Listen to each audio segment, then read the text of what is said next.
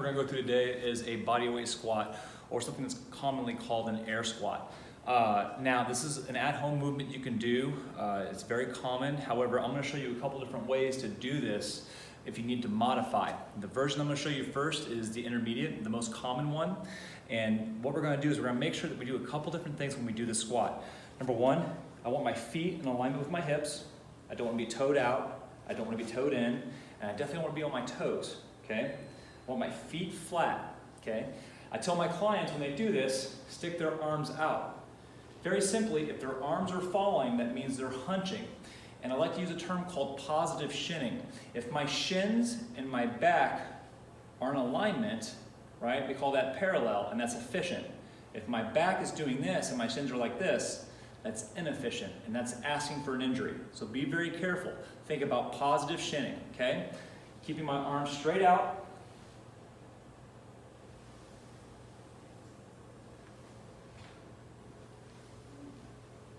Knees are tracking with the toes. And you notice that I'm controlling all sides of the movement. Okay? All right, arms aren't falling, everything's staying stable.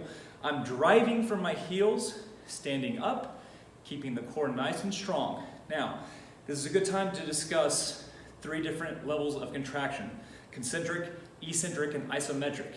As you notice, I was not rushing to get down, and I wasn't rushing to get up. I was focusing on all 3 of those contractions: concentric, isometric, and eccentric, So, as you watch me do this, you'll notice that as I go down, this is what we call the negative.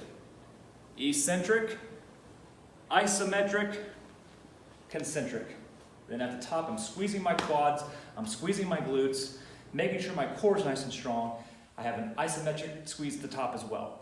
So be very, very mindful of how you're moving. Okay, we don't want to rush through these because you're going to take the movement, you're going to make it inefficient and possibly get yourself hurt. Okay? Now, if you want to regress a little bit, there's a couple ways you can do that. Number one, I have some of my clients who have had prior knee issues and they're rehabbing, use a stability ball. Very cheap, you can get these on Amazon Prime as well. I'll leave a link in the description below. But you can put this on the small of your back here, right in the lower lumbar area, okay? And what I tell my clients to do is to toe out slightly. Now, I want them at a little bit of an angle, okay? Meaning I don't want them back here, okay?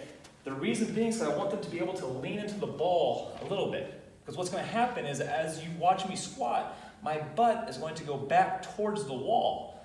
Same thing with my hands. I'm just focusing on sitting into it. Boom. Squeeze. And this ball provides me a little bit more stability in the movement.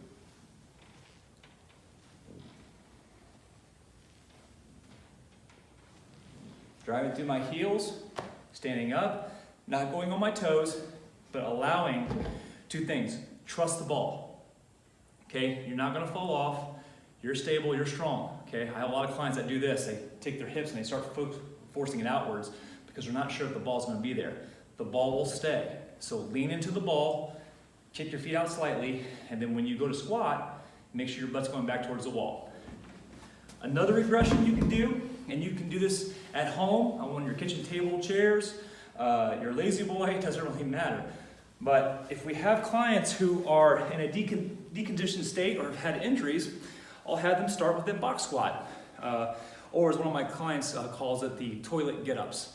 So he was very happy when he was able to do this without grabbing on the handrail. So, and it's a big thing. As you help clients progress, or you yourself are working through things, start small, work through it. And as you master it, you'll be able to progress into a point where you're even doing weight, which I'll also demonstrate here shortly.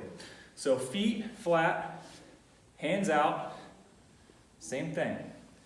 Sitting back, not allowing my arms to fall.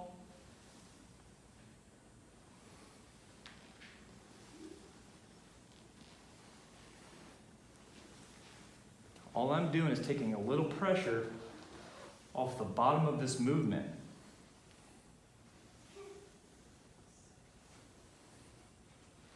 Very simple, and you can use anything to get your squats in.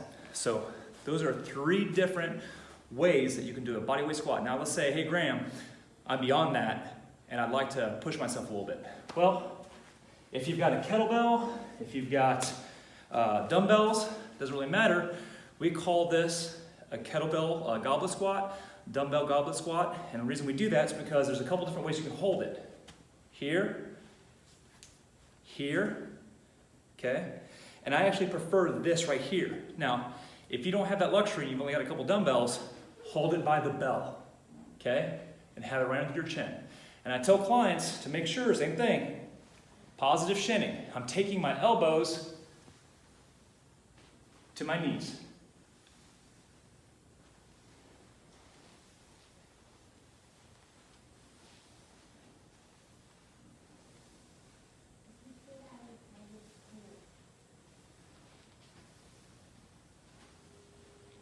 Same form, focusing on driving through the heels, keeping the chest up, weights underneath my chin, and I'm taking my elbows to my knees, touching them to make sure that I get proper depth, and then driving through the heels, driving the hips forward, squeezing the glutes, squeezing the quads. So this is 4 different progressions for a bodyweight squat, ending in what we call a goblet squat. Thanks a lot.